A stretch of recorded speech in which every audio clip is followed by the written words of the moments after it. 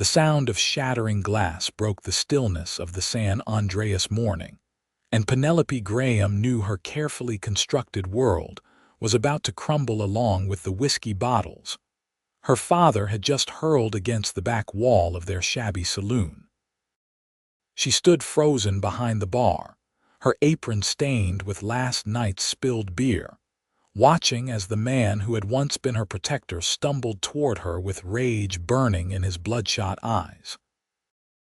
The year was 1878, and the gold-rush town of San Andreas, California, had long since lost its shine, leaving behind desperate men and even more desperate women trying to survive in the dust and disappointment. "You think you can judge me?" her father roared, his words slurring together. "You think you're better than me, girl?" Penelope pressed herself against the wooden shelves, her heart hammering against her ribs. 6 months ago, her mother had died of influenza, and with her passing, the last traces of kindness had drained from Thomas Graham's soul. The bottle had always been his companion, but now it was his only love, and Penelope had become nothing more than an obstacle between him and his next drink. "Papa, please," she whispered, hating how small her voice sounded. "I just asked you to eat something." "You have not had a proper meal in 3 days." His hand shot out, grabbing her wrist with surprising strength for a man so wasted. Penelope gasped at the pain, tears springing to her eyes.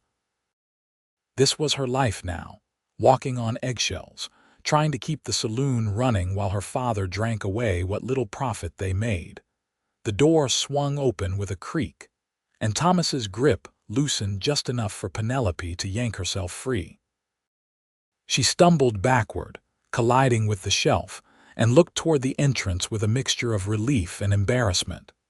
A stranger stood silhouetted against the bright California sun, tall and broad-shouldered, with a worn hat shadowing his features. "Saloon open?" the stranger asked, his voice low and measured. Thomas straightened, attempting to compose himself into something resembling a proprietor. "Course it's open. What'll you have?" The stranger stepped inside, and Penelope could see him more clearly now.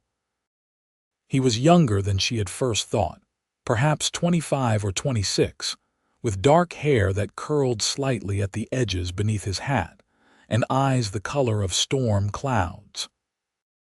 Dust covered his clothes, and he moved with the careful economy of motion that marked men who lived hard lives on the trail. A gun sat holstered at his hip, the leather worn smooth from use. "Whiskey," he said. Then his gaze shifted to Penelope, and something flickered across his face. Concern, maybe, or recognition of a kindred damaged soul. She wiped her eyes quickly and moved behind the bar, grateful for the excuse to put distance between herself and her father. Her hands shook as she poured the drink, and she had to concentrate to keep from spilling it. 50 cents, she said quietly, sliding the glass across the scarred wooden surface. The stranger placed a silver dollar on the bar. "Keep the change." Thomas lurched forward, snatching the coin before Penelope could react. "Appreciate your business, mister. You just passing through. Depends." The stranger lifted the glass but did not drink immediately. Instead, he continued to study Penelope in a way that made her acutely aware of how she must look, her auburn hair escaping its pins, a bruise forming on her wrist where her father had grabbed her. "Might be looking for work." "Know anyone hiring?" "This is San Andreas," Thomas laughed bitterly. "Ain't been real work here since the mines played out 5 years back. Most folks with any sense moved on to Bodie or Virginia City." "Why did you stay?" The question hung in the air, simple but pointed. Thomas's expression darkened. "That's my business." The stranger finally took a sip of his whiskey, his face impassive. Penelope busied herself wiping down the bar, trying to become invisible, a skill she had perfected over the past months. But she could feel the stranger's eyes on her, and something about his presence made the air feel different, charged with possibility. "Name's Fletcher Young," the stranger said after a moment, "and I've got a proposition for anyone willing to listen." Thomas perked up at that, alcohol making him susceptible to anything that sounded like opportunity. "What kind of proposition?" Fletcher set his glass down with deliberate care. "I'm tracking a man, goes by the name of Silas Crane. Word is he passed through here about 2 weeks back. Big man, scar running down his left cheek, travels with 2 other men. They robbed a bank in Sacramento, killed a clerk in the process. There's a reward for information leading to their capture, $500. The amount made Penelope's breath catch. $500 could change everything. It could buy her freedom, a ticket to San Francisco, a chance to start over somewhere her father's reputation did not precede her. "Don't know nothing about any bank robbers," Thomas muttered, but his eyes had taken on a calculating gleam. Fletcher's attention shifted fully to Penelope. "What about you, miss? You work here every day. You see a lot of people come and go." She opened her mouth, then closed it, glancing nervously at her father. There had been 3 men, she remembered, rough-looking types who had sat in the corner booth 2 weeks ago. They had paid in gold coins and left quickly when a marshal passing through had stopped in for a drink. One of them had been big, with a scar. "She doesn't know nothing," Thomas said harshly.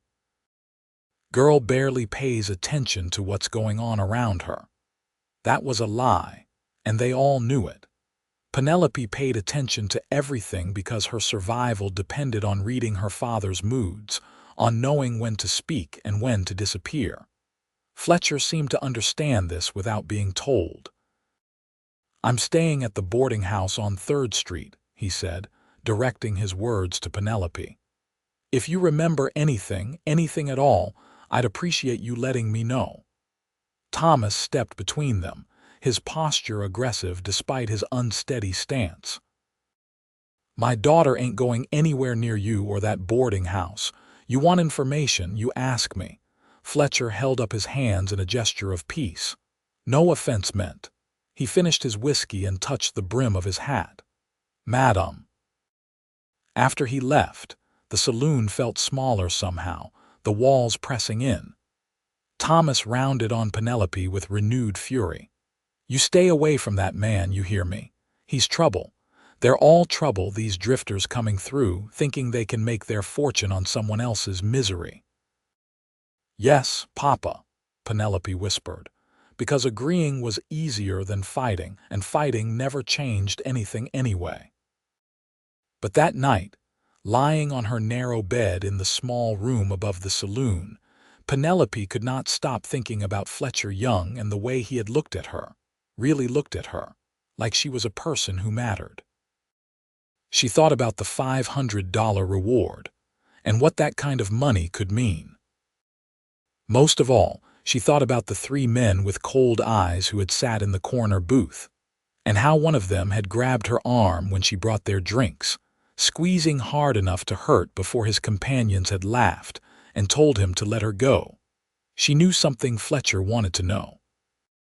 The question was whether she had the courage to tell him. Morning came too early, announced by the harsh sound of her father's coughing from his room. Penelope rose, splashed cold water on her face from the basin, and dressed in her second-best dress, a faded blue calico that had once belonged to her mother. Her reflection in the small mirror showed a thin young woman of 21 with gray eyes that held too much weariness for her age. She pinned her hair back carefully, covering the auburn strands with a simple bonnet.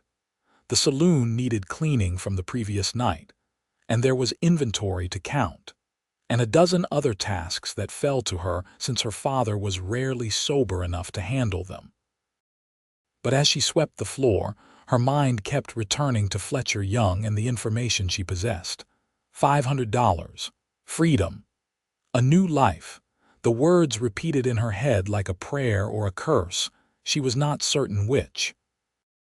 Around midday, when the saloon was briefly empty and her father had passed out in his room, Penelope made a decision that terrified her. She removed her apron, smoothed her dress, and stepped out into the bright California sunshine. San Andreas sprawled before her, a town clinging stubbornly to life despite the departed gold. The main street was hard, packed dirt, lined with false-fronted buildings that had seen better days. A few townsfolk moved about their business, and somewhere a dog barked lazily in the heat. The boarding house on 3rd Street was a whitewashed 2-story structure that looked reasonably well-maintained compared to some of the other buildings. Penelope's hands were trembling as she climbed the front steps. She had never done anything like this before, never openly defied her father, never sought out a strange man. Mrs. Chen, the Chinese woman who ran the boarding house, answered her knock with a raised eyebrow. "Help you?" "I'm looking for Mr. Fletcher Young," Penelope said, her voice barely above a whisper.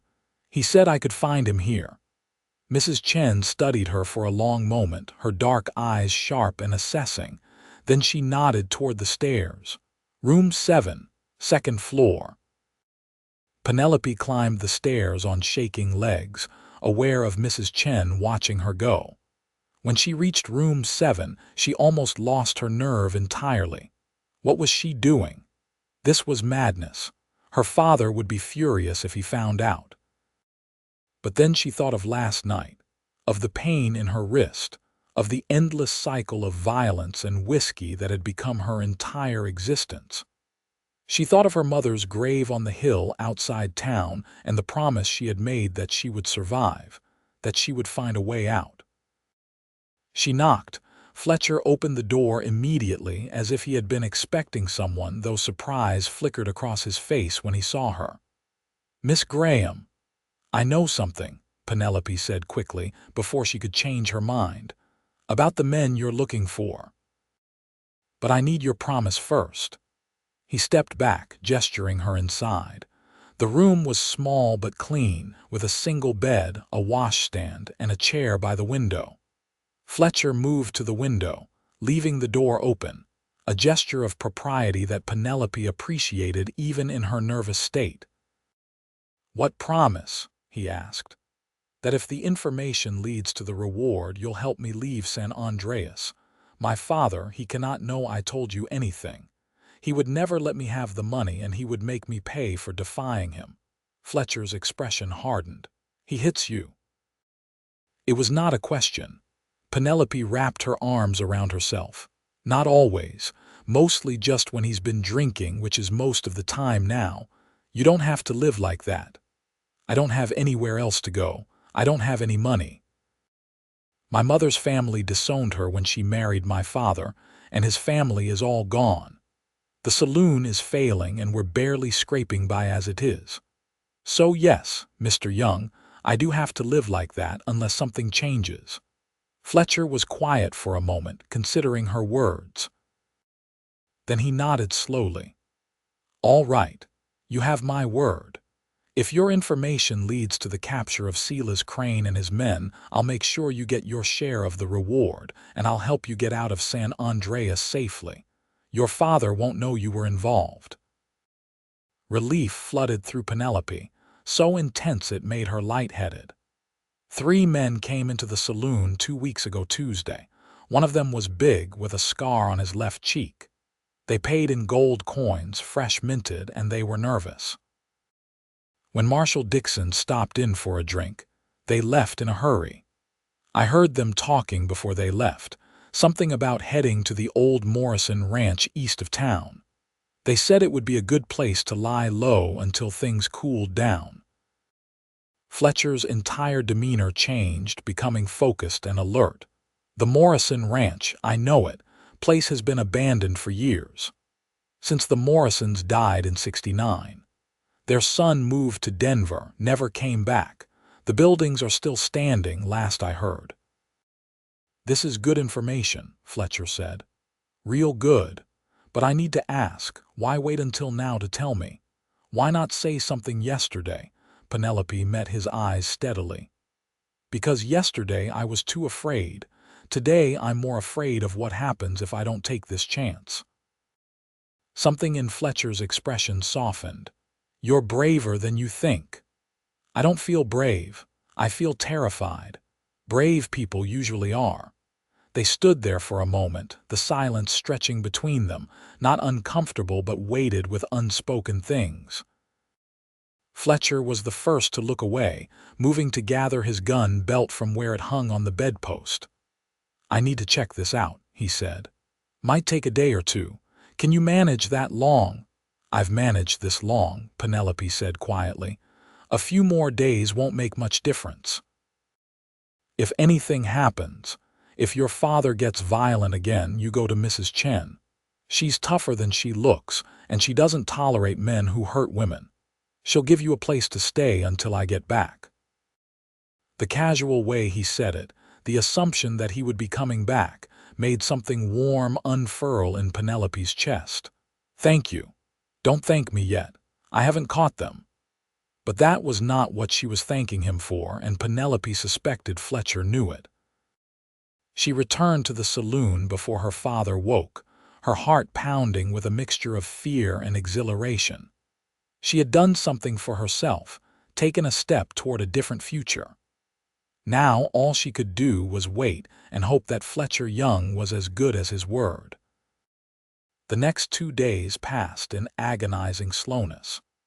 Her father was in one of his black moods, alternating between rage and maudlin tears as he drank his way through their remaining inventory.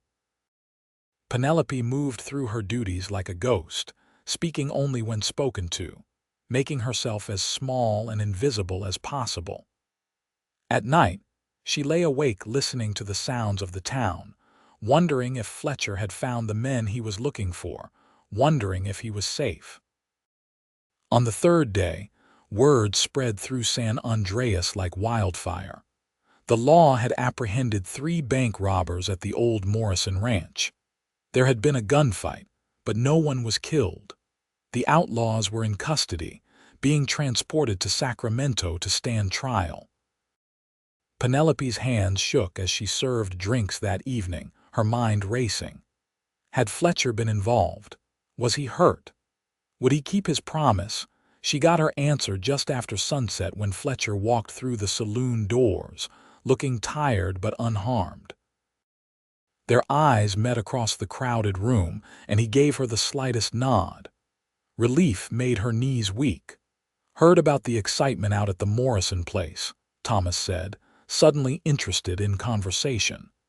"That bounty hunter staying at Chen's boarding house was part of it, they say. Wonder if there's a reward." "I would not know," Penelope said carefully. Fletcher ordered a whiskey, and Penelope served it with shaking hands. When she set the glass down, there was a folded piece of paper beneath it. She palmed it quickly, tucking it into her apron pocket before her father could notice. Later, when she had a private moment, she unfolded the paper and read Fletcher's neat handwriting. "Tomorrow morning, 9 o'clock, boarding house. Come ready to leave. Everything is arranged." Penelope read the words 3 times, hardly daring to believe them. Tomorrow. She was leaving tomorrow. That night, she packed her few belongings into a small carpet bag that had belonged to her mother. A change of clothes, her mother's Bible, a photograph of her parents on their wedding day when they were young and happy and full of hope. It was not much to show for 21 years of life, but it was hers, and it represented a future that was finally within her grasp. She barely slept, too anxious and excited and terrified all at once. What if her father woke and stopped her? What if Fletcher had changed his mind? What if she was making a terrible mistake? But when morning came and she heard her father's snoring still echoing from his room, Penelope knew she had to take this chance. She might never get another one. She left a note on the bar, brief and final. "Papa, I have gone to make a new life. Please don't look for me. I hope you find peace. Penelope." Then she picked up her carpet bag, took one last look at the saloon that had been her prison, and walked out into the fresh morning air, Fletcher was waiting on the porch of the boarding house, exactly as promised. He had a horse saddled and ready, a sturdy mare with kind eyes. When he saw Penelope, he smiled, and it transformed his entire face, making him look younger and less careworn. "You came," he said. "Did you doubt it?" "Honestly, a little. Leaving is harder than staying most of the time." "Not in my case," Penelope said firmly. She held up her carpet bag. "This is everything I own in the world." Fletcher took the bag and secured it to the saddle. The reward came through, $500, just like they said. "Your share is $250, which should be enough to get you to San Francisco and keep you comfortable while you figure out what you want to do next." $250. It was more money than Penelope had ever possessed in her life. She felt tears prick her eyes and blinked them back furiously. "I don't know how to thank you. You already did. Your information is what led to their capture." Fletcher paused, his expression becoming uncertain in a way she had not seen before. "I should tell you, I'm not just a bounty hunter. I work for the Pinkerton Agency. Been tracking Silas Crane for 3 months. Your information ended that chase and probably saved lives. The bank clerk he killed in Sacramento left behind a wife and 3 children. Because of you, they'll see justice done." The weight of that settled over Penelope. She had not thought of it that way, had been too focused on her own desperate need for escape. But Fletcher was right. Her actions had meant something beyond her own situation. "Are you going back to Sacramento?" she asked, trying to keep her voice neutral. "Eventually. But I figured I'd ride with you to San Francisco first, make sure you get there safe. California between here and there can be rough country for a woman traveling alone." Something in Penelope's chest loosened. She had been trying not to think about the journey ahead, about how frightening it would be to travel alone for the first time in her life. "You don't have to do that." "I know I don't have to. I want to." Fletcher met her eyes, and there was something in his gaze that made Penelope's breath catch. "Truth is, Miss Graham, I'd like to get to know you better. If that's something you'd be agreeable to." Penelope had spent so long focused on mere survival that the idea of something more, of connection and possibility, felt almost foreign. But standing there in the morning sunlight, looking at Fletcher Young's honest face, she felt a flutter of something that might have been hope. "I think I'd like that too," she said softly. "And please call me Penelope." "Penelope," Fletcher repeated as if testing the sound of it. "Pretty name." "Suits you. What do your friends call you?" Fletcher seemed so formal. "Just Fletcher mostly, though my mother called me Fletch when I was a boy." "Fletch," Penelope said and smiled despite her nervousness. "I like it." They left San Andreas as the town was waking up, riding side by side on the dusty road that led west toward the coast. Penelope did not look back. She was too busy looking forward, toward the horizon and whatever lay beyond it. The journey to San Francisco would take nearly a week at a steady pace, Fletcher explained as they rode. They would follow the main roads, stopping at way stations and small towns along the route. It was safer that way, and more comfortable. "Tell me about yourself," Fletcher said after they had been riding for an hour. "Beyond what I already know." Penelope considered the question. "There's not much to tell. I was born in San Andreas. My father came for the gold rush in '53, met my mother there. She was a schoolteacher's daughter from Boston, following her own parents west. Everyone said they were a poor match, that my father was too rough and my mother too refined, but they loved each other. For a long time, that was enough. What changed? The gold ran out. My father had never been good at much besides mining. He tried ranching for a while, but that failed. Then he bought the saloon with the last of their savings, thinking it would be a steady income. Maybe it could have been, if he had stayed sober. But disappointment turned to bitterness and bitterness to drinking. My mother tried to hold everything together, but she got sick last winter. Influenza. She was always fragile, not built for the hard life out here. She died in February. I'm sorry, Fletcher said quietly. Losing a parent is hard, even when they've lived a full life. I can't imagine losing one so young. Are yours still living? My father is. Lives in Virginia, runs a tobacco farm. My mother died when I was 15. Cholera. Is that when you came west? Fletcher nodded. Couldn't stay there in that house full of memories. My father understood. He gave me his blessing and enough money to start over. I've been wandering ever since, I suppose. Joined the Pinkertons 5 years back because it gave me purpose, structure. But I'm still wandering in a way. They rode in companionable silence for a while, the landscape rolling past them in shades of gold and green. California in April was beautiful, Penelope thought. The hills still green from winter rains, wildflowers splashing color across the meadows. She had spent so long trapped indoors that she had forgotten how lovely the world could be. Around midday, they stopped to rest the horses and eat the provisions Fletcher had packed. Cold biscuits and dried beef, simple but filling. They sat in the shade of an oak tree, and Penelope found herself relaxing incrementally. The knot of tension that had lived in her shoulders for months was finally beginning to loosen. "Can I ask you something?" Fletcher said, his voice careful. "Of course. Why didn't you leave sooner? You're smart, capable. You could have found work somewhere, made a life." Penelope looked down at her hands. "Fear, mostly. My father, for all his faults, was familiar. The world beyond San Andreas was unknown, and there was guilt, too. My mother made me promise before she died that I would look after him, that I would not abandon him the way she felt she was abandoning both of us.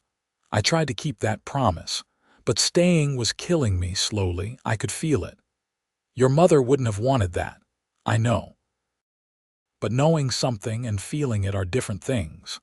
Fletcher reached over and gently took her hand, his rough fingers warm against hers. "You did the right thing, leaving. That took courage." His touch sent a shiver through Penelope that had nothing to do with cold. She looked up to find Fletcher watching her with an intensity that made her pulse quicken. There was attraction there, mutual and unmistakable, but also something deeper. Recognition, maybe. Two wounded people finding unexpected solace in each other. "I'm glad you came to San Andreas," Penelope whispered. "So am I," Fletcher said, and his thumb traced a gentle circle on the back of her hand. They stayed like that for a long moment, connected by touch and unspoken understanding. Then Fletcher cleared his throat and reluctantly released her hand. "We should keep moving. Want to make it to Stockton by nightfall." The rest of the day passed in a pleasant blur. They talked about everything and nothing, Fletcher telling stories about his work with the Pinkertons, the places he had been, the people he had met. Penelope shared memories of her childhood, the good years before the gold ran out and her father turned bitter. It felt natural, easy in a way she had never experienced with another person. By the time they reached Stockton, the sun was setting in shades of orange and pink. Fletcher secured them rooms at a respectable hotel. Separate rooms, Penelope noted with a mixture of relief and disappointment.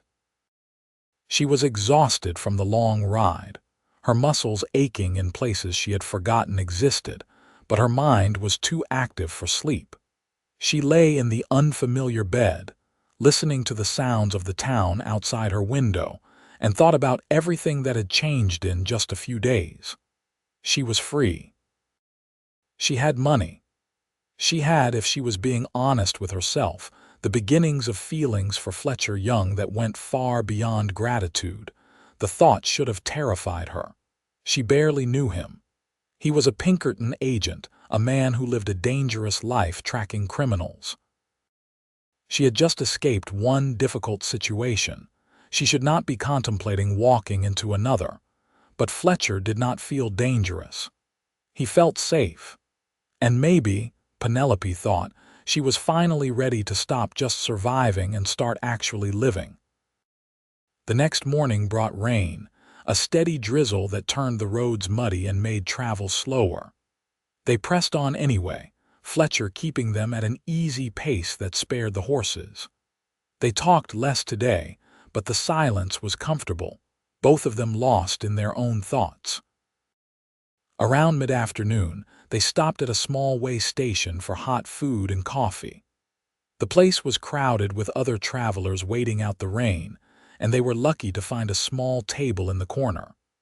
The stew was thick and warming, and the coffee strong enough to strip paint. "Penny for your thoughts," Fletcher said, using the nickname for the first time. Penelope smiled at that. "I was thinking about the future, what I'll do when we reach San Francisco. Any ideas? I can read and write and do figures. I thought maybe I could find work as a clerk or a shop girl. Nothing grand, but enough to support myself. Maybe find a small room in a boarding house." She hesitated, then added, "What about you? After Sacramento, I mean, will you stay with the Pinkertons?" Fletcher turned his coffee cup in his hand, studying it. "I've been thinking about that. Been doing this work for 5 years now, and it's starting to wear on me. The constant traveling, the violence, never knowing if each case might be your last. I have money saved. Been thinking maybe it's time to settle down, find a piece of land somewhere, build something permanent." "That sounds nice," Penelope said wistfully. "Could be," Fletcher agreed. He looked up, meeting her eyes. "Could be real nice with the right person." The implication hung between them, both thrilling and terrifying. Was he suggesting what she thought he was suggesting? They had known each other less than a week. It was too soon, too fast. But Penelope found she did not care about any of that. Life was short and unpredictable. Her mother's death had taught her that. Why waste time on caution when something real was right in front of her? "Fletcher," she started, not sure what she was going to say. He reached across the table, taking her hand again. "I know this is sudden. I know we barely know each other, but Penny, I feel something with you that I've never felt before. Like I've been waiting my whole life without realizing it, and suddenly here you are, and everything makes sense." Penelope's breath caught. "I feel it too. I thought maybe I was being foolish, imagining things. You're not. I promise you're not." Fletcher squeezed her hand gently. "I don't know what the future holds, but I'd like to find out, with you, if you'll have me."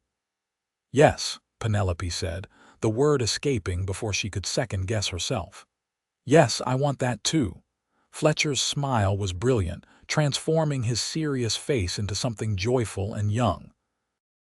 He lifted her hand to his lips, pressing a kiss to her knuckles that sent warmth flooding through her entire body. "Then we'll figure it out together," he said. "All of it." They left the way station hand in hand. And when Fletcher helped Penelope mount her horse, his hands lingered at her waist longer than strictly necessary. She looked down at him, at this man who had walked into her life at precisely the moment she needed saving, and felt something shift and settle into place inside her chest. The rain cleared by evening, leaving the world washed clean and smelling of wet earth. They made camp under the stars, Fletcher building a fire while Penelope prepared a simple meal from their supplies. It felt domestic, comfortable, like they had been doing this together for years rather than days. After they ate, they sat close to the fire, shoulders touching, watching the flames dance. Fletcher had his arm around her, and Penelope let herself lean into his warmth. She felt safe here, safer than she had and longer than she could remember. "Tell me about your dreams," Fletcher said softly. "The ones you had when you were young, before life got hard."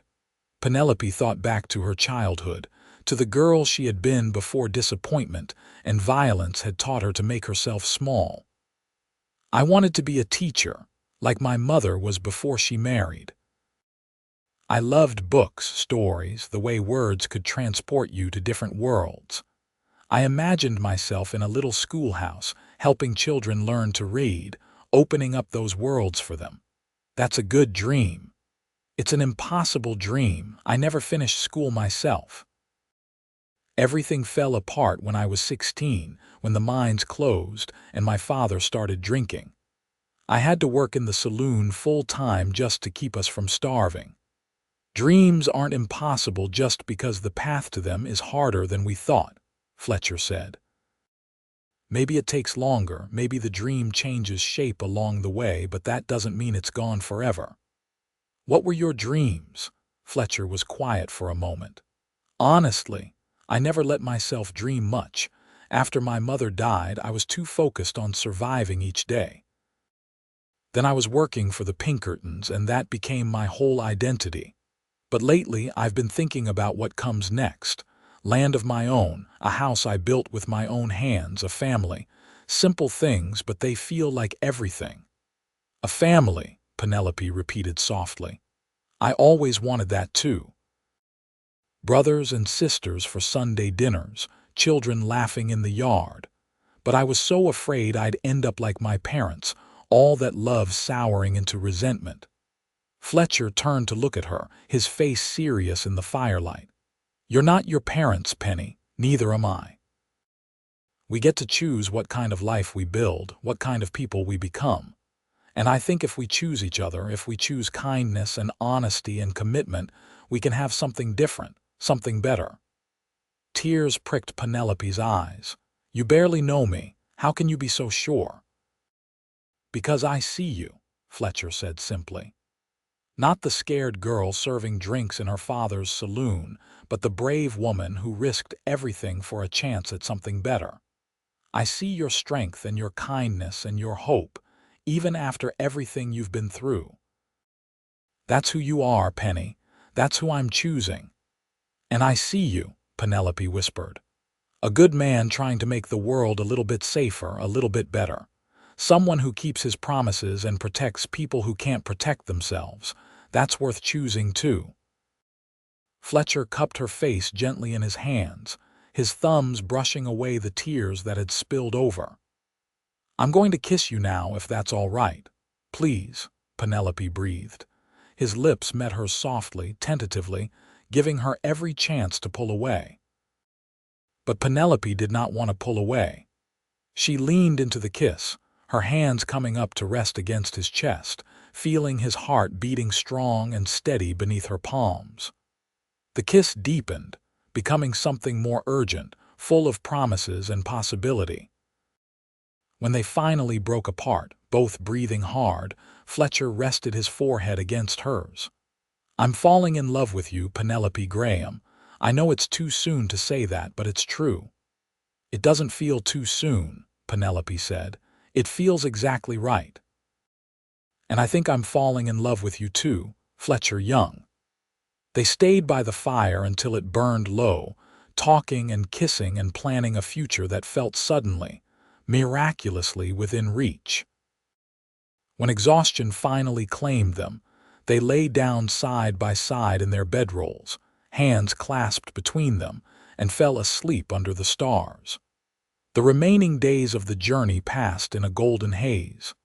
They traveled steadily west, the landscape gradually changing as they neared the coast. The air grew cooler, tinged with salt. They passed through small towns and farming communities, each one bringing them closer to San Francisco and whatever future awaited them there. But as the city drew nearer, Penelope found herself growing anxious. In the wilderness, in the small spaces between towns, she and Fletcher had existed in their own world. But San Francisco was real life, with all its complications. Fletcher had responsibilities with the Pinkertons. She needed to find work, establish herself. And their relationship, so new and fragile, would be tested by the realities of the world. Fletcher seemed to sense her growing unease. On their final night before reaching the city, as they camped in the hills overlooking the bay, he pulled her close and said, "Tell me what you're afraid of." Penelope leaned against his chest, listening to his heartbeat. Everything is happening so fast. A week ago, I was trapped in San Andreas with no hope of escape. Now I'm here with you, and it feels like a dream. I'm afraid I'll wake up and find out none of this was real. It's real, Fletcher assured her, his arms tightening around her. I'm real, and what I feel for you is real. But what happens when we reach San Francisco? You have to report to your superiors at the Pinkerton office. I need to find work and a place to live. We can't just continue traveling together indefinitely. No, Fletcher agreed. But that doesn't mean we have to go our separate ways. Penny, I've been thinking about this a lot. About what I said about settling down, buying land, building something permanent. What if we did that together? Penelope pulled back to look at him. What are you saying? I'm saying marry me. I know it's fast, I know we've only known each other a week, but I've never been more certain of anything in my life. You're what I've been searching for without knowing it. You're home. Penelope's heart was racing so fast she thought it might burst from her chest. Marriage. It was enormous, life-changing, exactly the kind of commitment she should be terrified of making. But instead, she felt only a deep sense of rightness, like a key turning in a lock. Are you certain? She asked, needing to hear it again. This isn't just some romantic notion that will fade when reality sets in. Fletcher took both her hands in his expression earnest. I'm certain. I know my own mind and I know what I want. I want you, Penny. As my wife, my partner, the person I build a life with, if you'll have me. Yes, Penelope said, her voice breaking with emotion. Yes, I'll marry you, Fletcher Young. His kiss was fierce and joyful, full of promise and barely restrained passion. When they broke apart, both of them were grinning like fools. We'll do it right, Fletcher said. As soon as we reach San Francisco, I'll report to the Pinkerton office, tender my resignation, and collect my final pay. Then we'll find a church and a minister, and we'll get married properly. After that, we'll decide together where we want to settle, what kind of life we want to build. You're really going to resign from the Pinkertons? Penelope asked. I don't want you to give up your work for me. I'm not giving it up for you. I'm choosing something better with you. There's a difference. Fletcher brushed a strand of hair from her face. 5 years of tracking criminals and living on the road is enough. I'm ready for something new. Ready to put down roots, have a real home, maybe start a family if we're blessed that way. A family, Penelope repeated wonderingly. The thought of children, of raising them with love and stability instead of the chaos she had grown up with, filled her with yearning. I'd like that. Then that's what we'll do. Fletcher kissed her again, softer this time. You and me, Penny. We're going to be so happy. That night, wrapped in Fletcher's arms under the stars, Penelope believed him completely. They reached San Francisco the next afternoon, the city sprawling along the bay in a chaos of buildings and streets. It was larger and more bustling than anything Penelope had ever seen, filled with people from all over the world. Chinese merchants called out their wares. Sailors stumbled from taverns. Fine ladies in elaborate dresses picked their way along wooden sidewalks. It was overwhelming and exciting and slightly terrifying all at once. Fletcher led them through the crowded streets to a respectable hotel near the waterfront. He secured them 2 rooms again, maintaining propriety even though they were engaged now. After helping Penelope settle her belongings, he said, I'm going to the Pinkerton office. Should take a few hours to wrap things up. Why don't you rest, and I'll meet you for dinner this evening. Then tomorrow we'll find that minister. Penelope agreed, though she felt nervous about being alone in the strange city. But Fletcher was right. She needed rest after the long journey. And more than that, she needed time to let everything sink in. Her entire life had changed in a week.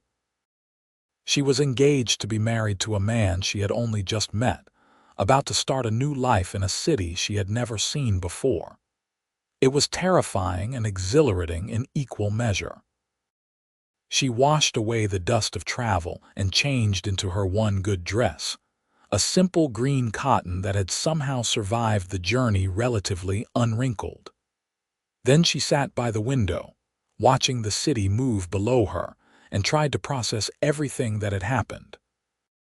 A week ago, she had been serving drinks in her father's saloon, believing she would die there, worn down by violence and hopelessness. Now she was free. She was loved. She was about to become a wife. The realization brought tears to her eyes, but they were good tears, tears of relief and gratitude and overwhelming emotion.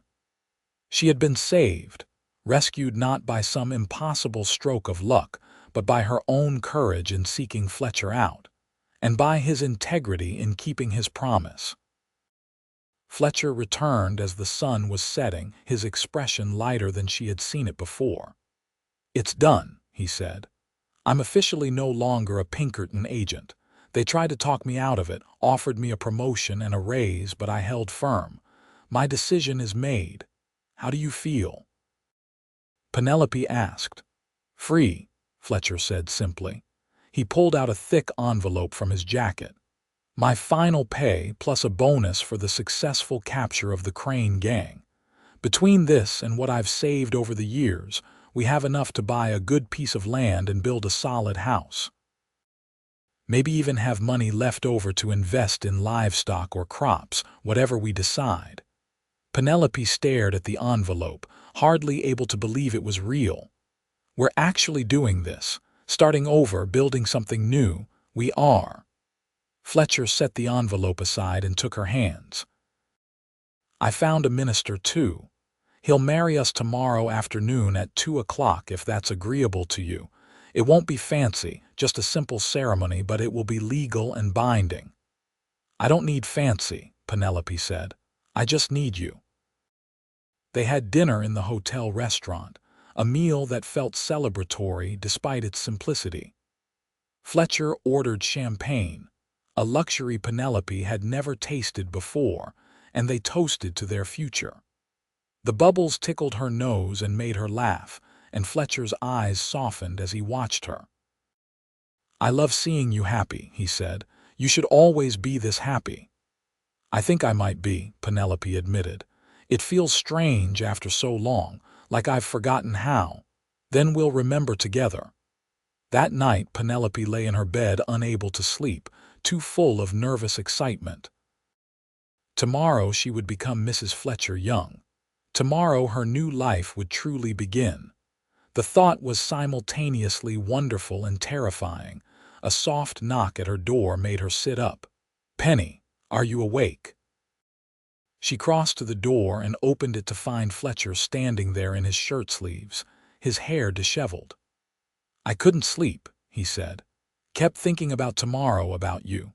I know it's improper, but could we just talk for a while?" Penelope opened the door wider, letting him in. They sat together on the small sofa by the window, proper enough with the door left ajar but close enough to touch. Fletcher took her hand, threading his fingers through hers.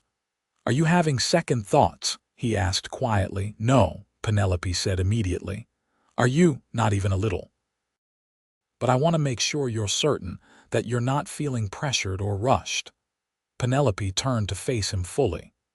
"Fletcher, you gave me back my life, not just by helping me leave San Andreas, but by showing me what it feels like to be valued, to be cared for, to be loved.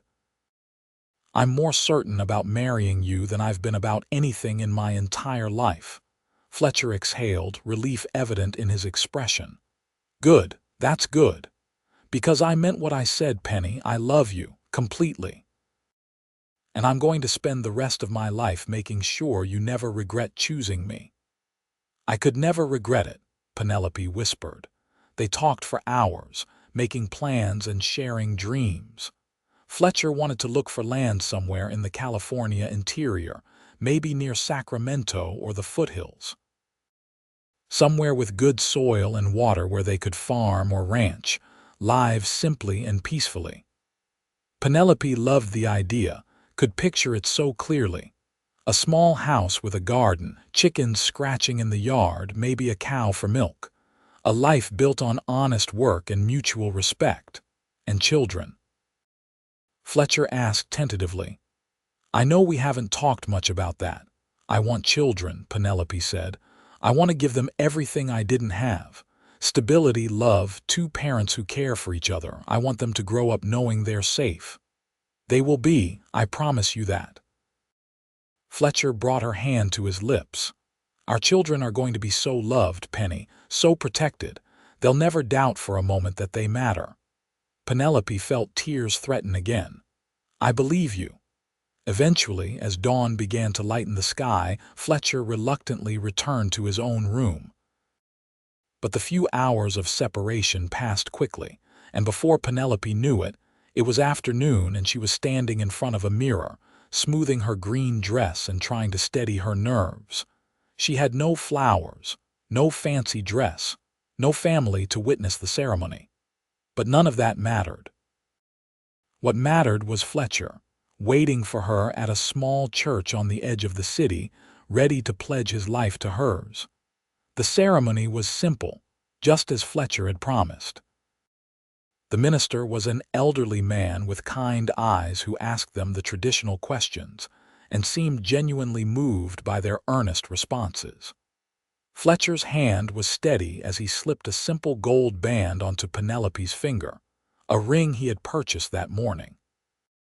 With this ring I thee wed, he said, his voice clear and strong. I promise to love you, honor you, and protect you for all the days of my life. Penelope repeated her own vows, her voice shaking slightly with emotion. I promise to love you, honor you, and stand beside you through whatever comes. You saved me, Fletcher Young, and I will spend my life being worthy of that gift. You may kiss your bride, the minister said with a smile. Fletcher pulled Penelope close, kissing her with a tenderness that made her heart ache. When they broke apart, both of them were smiling, and Penelope felt lighter than air. They were married. She was Mrs. Fletcher Young. Her new life had officially begun. They spent their wedding night at the hotel, and for the first time, Fletcher did not leave her at her door. He carried her over the threshold of his room, a tradition that made Penelope laugh through her nervous tears. But Fletcher was gentle and patient, taking his time, making sure she felt safe and cherished. I love you, he murmured against her skin. My beautiful wife, my Penny. I love you too, Penelope whispered back. My husband. The words felt miraculous on her tongue. Husband, wife. Partners in this new life they were building together. Afterward, lying tangled in the sheets with Fletcher's arms around her, Penelope felt a peace she had never known. This was what it was supposed to feel like, she realized. This safety, this certainty, this bone-deep knowledge that she was exactly where she belonged. Are you all right? Fletcher asked softly, stroking her hair. More than all right, I'm happy, truly, completely happy. Good, that's all I want for the rest of our lives, your happiness. And yours, Penelope insisted. This is about both of us now. Then we'll make each other happy, Fletcher said. Deal, deal. They stayed in San Francisco for another week, exploring the city and preparing for the next stage of their journey. Fletcher made inquiries about land for sale in the Sacramento area, narrowing down their options. Penelope bought practical supplies for setting up a household and allowed herself one luxury: a bolt of beautiful blue fabric that would make a nice dress someday when they were settled. But as pleasant as the city was, neither of them was sorry to leave it behind. They were country people at heart, more comfortable under open skies than surrounded by crowds and buildings. So they bought a wagon and a team of horses, loaded their belongings, and set out east toward Sacramento. The journey took 5 days, and every mile felt like moving toward home even though they had not found their land yet. They camped under the stars, made love in their bedroll, and talked endlessly about their plans.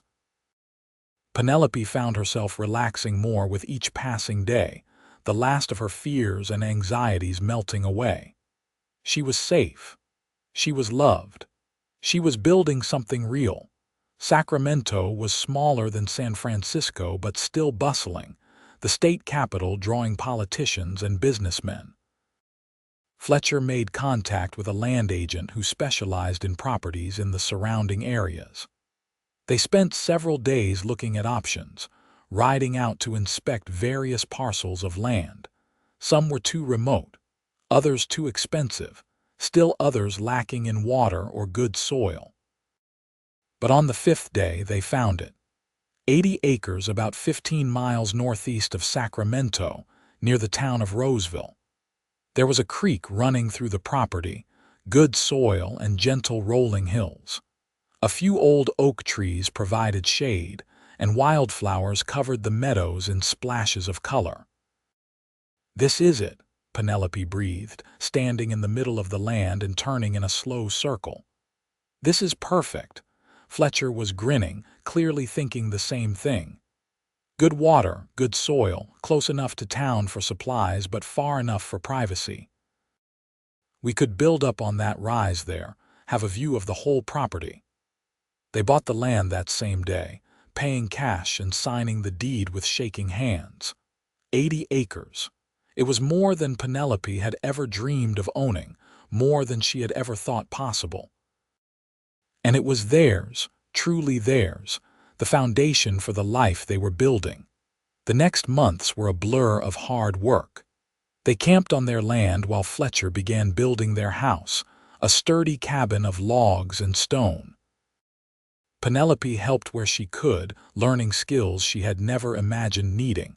How to mix mortar, how to think wood, how to build furniture from rough lumber.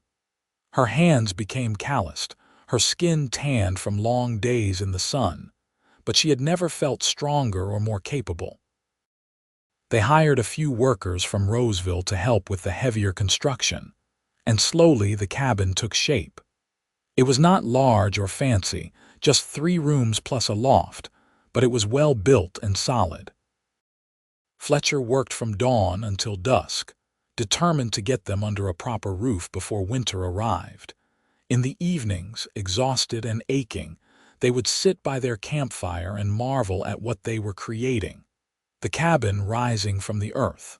The garden Penelope had planted.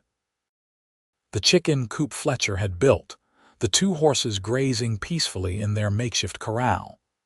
"I keep thinking I'm going to wake up back in that saloon," Penelope admitted one night, leaning against Fletcher's shoulder. "That none of this is real." "It's real," Fletcher assured her, kissing the top of her head. "You're not dreaming and you're never going back there. This is our life now, Penny. This land, this home we're building. Us." "Us," Penelope repeated softly. "I like the sound of that." By October, the cabin was finished enough for them to move in.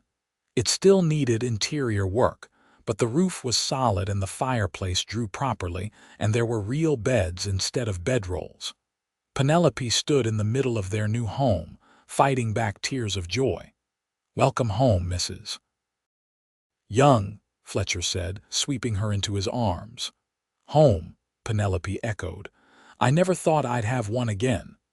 They spent their first night in the cabin making love in front of the fireplace, christening their new home properly. Later, wrapped in blankets and watching the fire burn low, Penelope felt a contentment so profound it was almost painful. "Thank you," she whispered, "for everything. For saving me, for loving me, for building this with me." "You saved me too," Fletcher said quietly. "I was so lost before I met you, Penny. Just drifting from job to job, case to case, never settling anywhere. You gave me purpose, direction. You gave me a reason to stop running and start building something real. We saved each other then. I think we did." As autumn turned to winter, they settled into the rhythms of their new life. Fletcher worked on finishing the cabin's interior and preparing the land for spring planting. Penelope established her garden, learned to preserve food, and became friendly with their neighbors, a kindly older couple named the Harpers who lived on the adjacent property. Mrs. Harper took Penelope under her wing, teaching her the skills of frontier housekeeping that her mother had never had the chance to pass on. How to make soap and candles, how to smoke meat and churn butter, how to nurse sick chickens back to health. Penelope absorbed it all eagerly, determined to be a good wife and homesteader. Christmas arrived, their first as a married couple. They were snowed in for 3 days, but neither of them minded. They stayed cozy in their cabin, making love and talking and simply enjoying each other's company. Fletcher had carved Penelope a beautiful wooden jewelry box, and she had sewn him a warm quilt using the blue fabric she had bought in San Francisco plus scraps from their old clothes, each square holding a memory of their journey together. "I have never been this happy," Penelope said on Christmas night, sitting in Fletcher's lap while snow fell softly outside their window. "Not in my entire life." "Neither have I," Fletcher admitted. "This is everything I never knew I wanted." As winter gave way to spring, Penelope began to suspect she might be pregnant. Her monthly courses were late, and she felt queasy in the mornings. She was afraid to hope, afraid to say anything to Fletcher in case she was wrong. But when another month passed and she was certain, she could no longer keep the news to herself. She told him one evening after supper, the words spilling out in a nervous rush. "I think I'm going to have a baby. I'm fairly certain, actually. I'm about 2 months along, I think." Fletcher's face went through a rapid series of expressions: shock, disbelief, and then pure joy. "A baby? We're having a baby." "Yes," Penelope said, starting to cry. "Are you happy? Is this too soon?" "Too soon." Fletcher pulled her into a fierce embrace. "Penny, this is perfect. This is everything. We're going to have a family." He knelt down and pressed his face against her still flat belly. "Hello in there, little one. This is your papa. I love you already, and I promise I'm going to take such good care of you and your mama." Penelope ran her fingers through his hair, overwhelmed with emotion. They were creating a new life, not just for themselves but for their child. The cycle of pain and disappointment that had marked her own childhood would end with her. This baby would be raised with love and stability, and 2 parents who cherished each other. The pregnancy progressed smoothly, though Penelope suffered from morning sickness that lasted well into the afternoon. Fletcher was endlessly patient and attentive, taking over the heavier chores and making sure she rested. Mrs. Harper checked in regularly, sharing wisdom from raising her own 5 children and promising to be there when Penelope's time came. As summer arrived and Penelope's belly swelled, they prepared the loft as a nursery. Fletcher built a beautiful cradle from oak, sanding it smooth and carving their initials on the headboard along with the date, 1879. Penelope sewed tiny clothes and blankets, her heart overflowing with love for the child she had not yet met. "What should we name him?" Fletcher asked one evening, his hand resting on Penelope's belly, feeling the baby kick. "What makes you so sure it's a boy?" "Just a feeling. But if I'm wrong, I'll be just as happy with a daughter." They debated names for weeks, unable to agree. Penelope liked traditional names with family significance, while Fletcher favored simpler, more modern choices. Finally, they compromised. If it was a boy, they would name him Thomas, after Penelope's father, with the middle name James after Fletcher's father. If it was a girl, she would be Elizabeth Rose. "I know my father was not a good man at the end," Penelope said when they decided. "But he wasn't always that way. And I think my mother would have liked our son to carry his name, a chance for that name to mean something good again." "Then Thomas James Young he'll be," Fletcher agreed. The baby arrived in late September, after 16 hours of labor that left Penelope exhausted but exhilarated. Mrs. Harper served as midwife, and when the baby finally emerged, squalling and red-faced, she announced, "It's a boy. A healthy, perfect boy." Fletcher, who had been pacing outside, burst through the door the moment he was called. He stared at his son with wonder, tears streaming down his face. "He's perfect. Penny, he's absolutely perfect." "Thomas," Penelope whispered, holding her son against her chest. "Thomas James Young." Tommy, as they quickly took to calling him, transformed their lives in ways both exhausting and miraculous. The first months were a blur of sleepless nights and constant feedings, but Penelope had never felt more fulfilled. Fletcher was a devoted father, taking on diaper changes and midnight rockings without complaint. Watching him with their son, so gentle and patient, made Penelope fall in love with him all over again. "You're a wonderful father," she told him one night as they watched Tommy sleep in his cradle. "I just want him to know he's loved," Fletcher said. "Every single day of his life, he will. I promise you, he will." The years that followed were good ones, full of hard work but also deep contentment. They expanded their cabin, adding more rooms as their family grew. A daughter, Mary Grace, was born when Tommy was 2. Then another son, William, arrived 2 years after that. Each child was welcomed with joy and raised with the same love and care. Their farm prospered. Fletcher's crops grew well in the rich soil, and Penelope's kitchen garden provided more vegetables than they could use, allowing her to sell the surplus in Roseville. They acquired more livestock: cows for milk and beef, pigs, a flock of sheep. It was a hard life, but it was theirs, built with their own hands and sustained by their love for each other. One evening, when Tommy was 5 and the younger children were asleep, Penelope stood on their porch watching the sunset paint the sky in shades of orange and pink. Fletcher came up behind her, wrapping his arms around her waist and resting his chin on her shoulder. "What are you thinking about?" he asked. "How far we've come. It's been almost 7 years since you walked into that saloon in San Andreas. Sometimes it feels like a lifetime ago, and sometimes it feels like yesterday. Do you ever regret it? Leaving with me, building this life?" Penelope turned in his arms to face him. "Not for a single second. Fletcher, you gave me everything: freedom, love, a family, a home. You gave me myself back." "You did the same for me," Fletcher said softly. "Before I met you, I was just existing, not really living. You changed that. You changed everything." "We changed each other," Penelope corrected.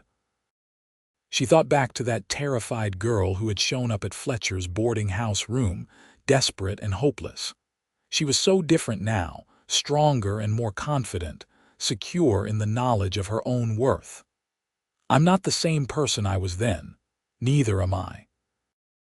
We grew into who we were meant to be, together." They stood there as darkness fell, holding each other, grateful for the journey that had brought them to this moment.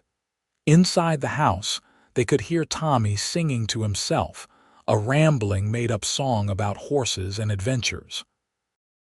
Mary Grace called out for water, her voice sleepy and sweet. These were the sounds of their life, the beautiful, ordinary sounds of a family. "You remember," Penelope said quietly, "the night before we reached San Francisco, when I told you I was afraid this was all a dream? I remember. I'm not afraid anymore. I know this is real. I know it's permanent.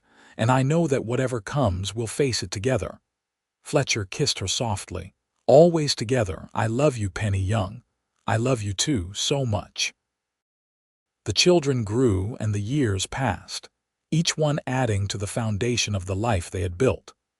Tommy inherited his father's serious nature and his mother's compassionate heart.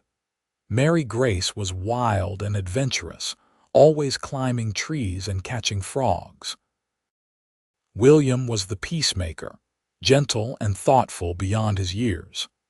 In 1885, when Tommy was 7, Penelope gave birth to twins, a boy and girl they named Samuel and Sarah. The cabin had to be expanded again, and between the farm work and 5 children, there was hardly a moment of rest. But Penelope and Fletcher thrived on the chaos. finding joy in the noise and mess of a full house. On quiet evenings, after the children were finally in bed, they would sit together on the porch and reminisce about their early days. The terror and desperation that had brought them together, the leap of faith they had taken in choosing each other, the journey that had led them to this exact spot. "I was so scared," Penelope admitted one night, holding Fletcher's hand. "That day I came to your boarding house room. I thought I was going to faint from fear, but you made me feel safe immediately. You kept your promise." "Of course I did. How could I not? You trusted me with your life, your future. That's not something I could ever take lightly. Sometimes I think about that girl I used to be before my mother died. I was so naive, so sheltered. I thought love was what my parents had, that bright burning passion that eventually consumed them both. I didn't understand that real love is what we have. This steady, daily choosing each other. This partnership." Fletcher brought her hand to his lips. "I never knew what love was before you. My parents loved each other, but I was too young to understand it when my mother died. After that, I thought love was just something that happened to other people. I never expected it for myself. And now look at us. 5 children, a successful farm, a life we built from nothing." "Not from nothing," Fletcher corrected gently. "We built it from hope and courage, yours and mine both." As the 1880s gave way to the 1890s, their children began to grow up and find their own paths. Tommy showed an aptitude for learning that reminded Penelope of her own childhood dreams. She taught him to read from her mother's old books, and he devoured every word, hungry for knowledge. "He should go to school," Fletcher said when Tommy was 10.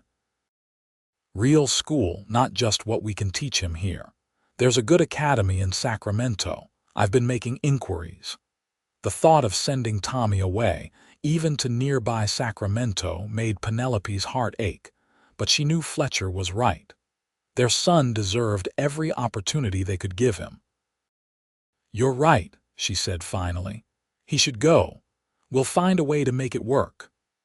Tommy started at the Sacramento Academy that fall, boarding with a respectable family during the week and coming home on weekends. Penelope cried the first time he left, but Fletcher held her and reminded her that this was what they had always wanted, to give their children opportunities neither of them had had.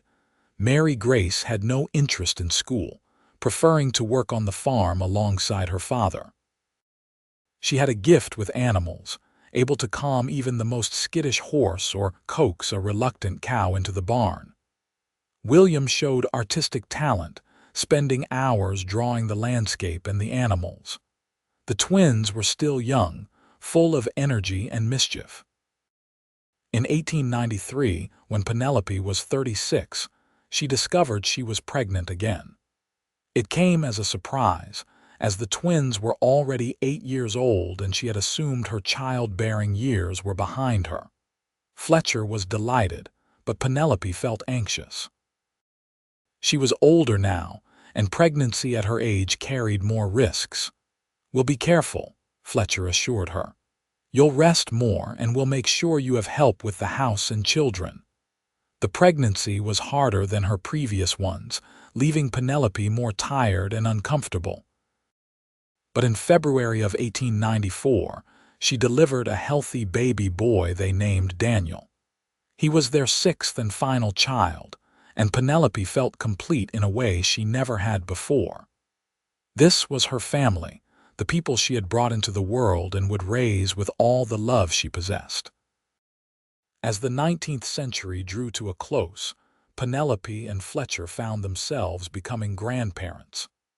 Tommy, now a teacher in Sacramento, married a lovely young woman named Catherine and gave them their first grandchild in 1898. Mary Grace married a neighboring rancher and had twin boys the following year.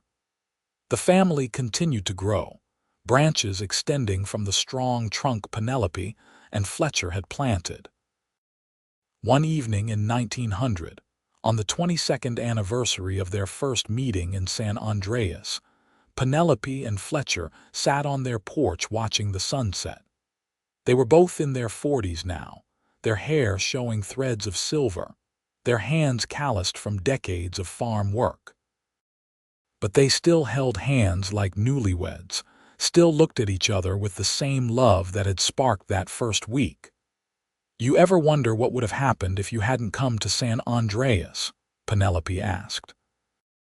"If you'd tracked those bank robbers somewhere else, if our paths had never crossed?" Fletcher was quiet for a moment, considering. "I try not to think about it. The idea of a life without you and our children, without this farm and everything we've built, it's too bleak to contemplate. I think I would have just kept drifting, never settling, never finding peace. I would have stayed in that saloon until it killed me," Penelope said quietly. "Or until my father's violence finally went too far. I had no hope, no way out.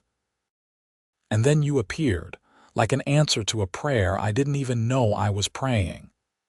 "We saved each other," Fletcher said, repeating the words that had become something of a mantra for them over the years. "You gave me purpose and home. I gave you freedom and safety.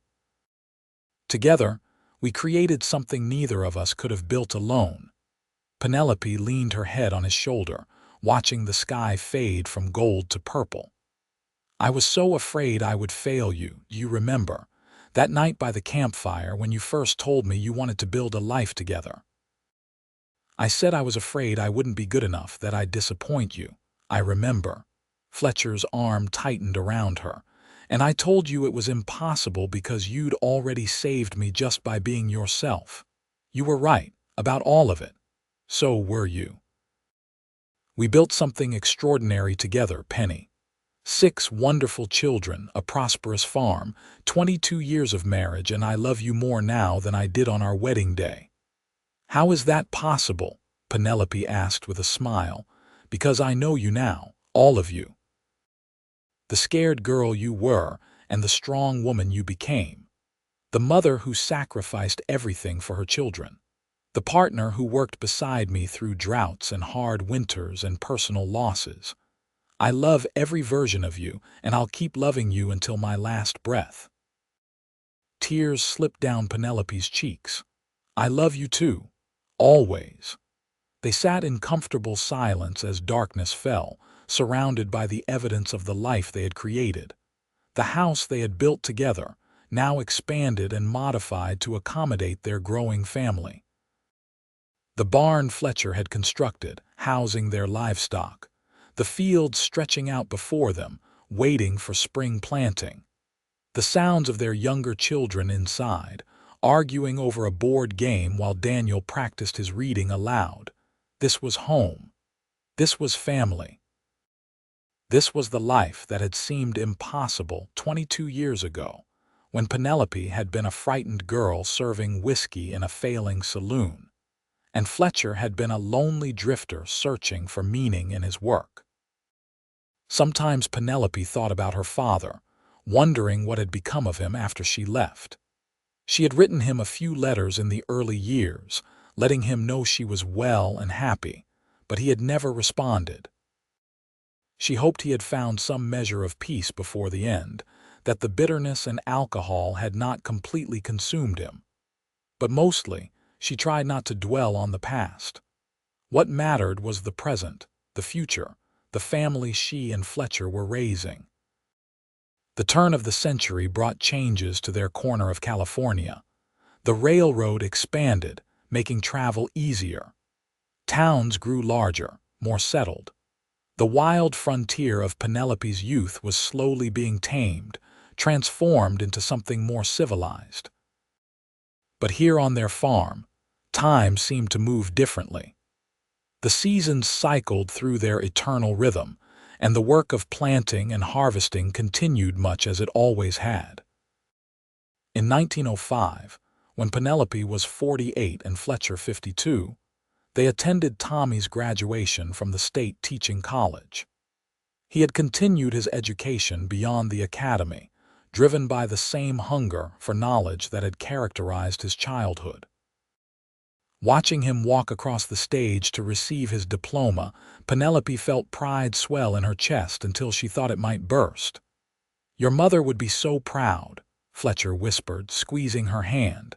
"She would," Penelope agreed, "and so would yours." They celebrated that night with all 6 of their children and their growing collection of grandchildren. The house was full of laughter and noise, multiple conversations happening simultaneously, babies crying and toddlers running underfoot. It was chaos, but it was beautiful chaos, the chaos of a large, loving family. "Speech," Mary Grace called out, raising her glass. "Papa, tell us the story of how you and Mama met." The children and grandchildren chorused their agreement. It was a story they had heard dozens of times, but it never grew old. Fletcher looked at Penelope, silently asking permission, and she nodded with a smile. "All right," Fletcher said, standing and pulling Penelope up beside him, "but your mother has to help me tell it. It's her story as much as mine." So they told it again, the tale that had become legend in their family. How Fletcher had walked into a saloon in San Andreas tracking bank robbers. How Penelope had been brave enough to seek him out with information. How they had fallen in love on the journey to San Francisco. How they had built this life together from nothing but hope and determination. "The truth is," Fletcher said, looking at Penelope with the same love that had burned in his eyes 27 years ago, "your mother saved my life. I was lost before I met her, just drifting without purpose. She gave me everything worth living for. Papa saved mine," Penelope added, her voice thick with emotion. "I was trapped in a situation that was slowly destroying me. He showed me there was another way, a better life waiting if I was brave enough to reach for it." "So you saved each other," Tommy said, grinning. "Exactly," Penelope and Fletcher said in unison, then laughed. As the party continued around them, Penelope felt Fletcher's hand find hers under the table. She squeezed back, a silent communication that passed between them without words. This was what they had built. This family, this love, this legacy. And it had all started with a terrified girl and a lonely man who took a chance on each other. The years continued to pass, bringing both joy and sorrow as life always does. Fletcher's father passed away in 1907, and though they had rarely seen him over the years, Fletcher grieved the loss of his last connection to his Virginia childhood. 3 years later, they lost Mrs. Harper, their kind neighbor and friend who had helped deliver Tommy and been like a grandmother to all their children. But there were celebrations, too. William married and moved to San Francisco to pursue his art. The twins both found spouses within a year of each other, giving Penelope and Fletcher even more grandchildren. Daniel, their youngest, showed an aptitude for mechanics and engineering, fascinated by the new automobiles that were beginning to appear on California roads. In 1915, Penelope and Fletcher celebrated their 37th wedding anniversary. They were both in their 60s now, slowed by age and decades of hard work, but still deeply in love. Their children insisted on throwing them a party, gathering the entire extended family at the farm for a weekend of celebration. 37 years, Fletcher marveled as they danced together under strings of lanterns, music drifting across the warm summer evening. "Sometimes it feels like we've been together forever, and sometimes it feels like we just met yesterday." "I know exactly what you mean," Penelope said, resting her head against his chest. His heartbeat was steady and strong beneath her ear, the same heartbeat she had listened to for nearly 4 decades. "I can't imagine my life without you in it. You're as essential to me as breathing." "The feeling is mutual, Mrs. Young." They danced until their grandchildren insisted on cutting in, and then they sat together watching the younger generations whirl across the makeshift dance floor. Their children were all grown now, with families of their own. Their grandchildren ranged from infants to teenagers. The family had grown beyond anything Penelope could have imagined that desperate day in San Andreas. "We did well," Fletcher said quietly, his arm around her shoulders. "Look at them all, Penny. Look at what we created." "We did," she agreed. "We really did." Later that night, lying in bed in the room they had shared for decades, Penelope found herself wide awake despite her exhaustion from the party. Fletcher was asleep beside her, snoring softly, but she was restless with memories and emotions. She thought about the girl she had been at 21, so damaged and afraid. She thought about the journey that had brought her here, the risks she had taken, the courage she had found within herself. She thought about Fletcher and the improbable love that had sustained them through nearly 4 decades of marriage. Most of all, she thought about that moment by the campfire when she had whispered, "I'm afraid I'll fail you," and Fletcher had responded with absolute certainty, "Impossible. You already saved me." He had been right. They had saved each other, and in doing so, had created something that would outlast them both. A family built on love and respect, a legacy of kindness and hard work, a home that had sheltered 6 children and countless grandchildren. Penelope reached out in the darkness, finding Fletcher's hand and holding it gently. Even in sleep, he responded, his fingers curling around hers. This simple connection, this unconscious reaching for each other, seemed to sum up their entire relationship. They had spent 37 years reaching for each other, supporting each other, choosing each other day after day. And Penelope knew with absolute certainty that if she had to do it all over again, she would make the same choices. She would walk into that boarding house room. She would trust Fletcher with her secret and her future. She would marry him after knowing him for only a week. Because every moment of joy, every challenge they had overcome, every child they had raised had been worth it. The wild west of their youth was fading into history, replaced by modernity and progress. But what they had built together would endure, not just in their children and grandchildren, but in the example they had set. That love could bloom in the most unlikely circumstances. That courage could overcome fear. That 2 broken people could heal each other and create something beautiful. As Penelope finally drifted towards sleep, she felt Fletcher shift beside her, his arm coming around her waist in a gesture so familiar it was like breathing. "Love you, Penny," he murmured, still mostly asleep. "Love you too," she whispered back. And with those simple words exchanged in the darkness of their bedroom, Penelope felt the circle complete. From that first terrifying leap of faith in San Andreas to this moment of perfect contentment, their journey had been extraordinary. They had built a life worth living, raised a family worth celebrating, and created a love worth remembering. The cowboy had saved her, just as she had saved him. And together, they had created something neither could have managed alone. A home, a family, a legacy of love that would echo through generations. As she surrendered to sleep, Penelope smiled, grateful beyond measure for the day Fletcher Young had walked through the doors of her father's saloon and changed her life forever. It had been the beginning of everything that mattered, the first step on a journey that had led her here, to this perfect moment of peace and love. Their story, born in desperation and fear, had become one of hope and triumph.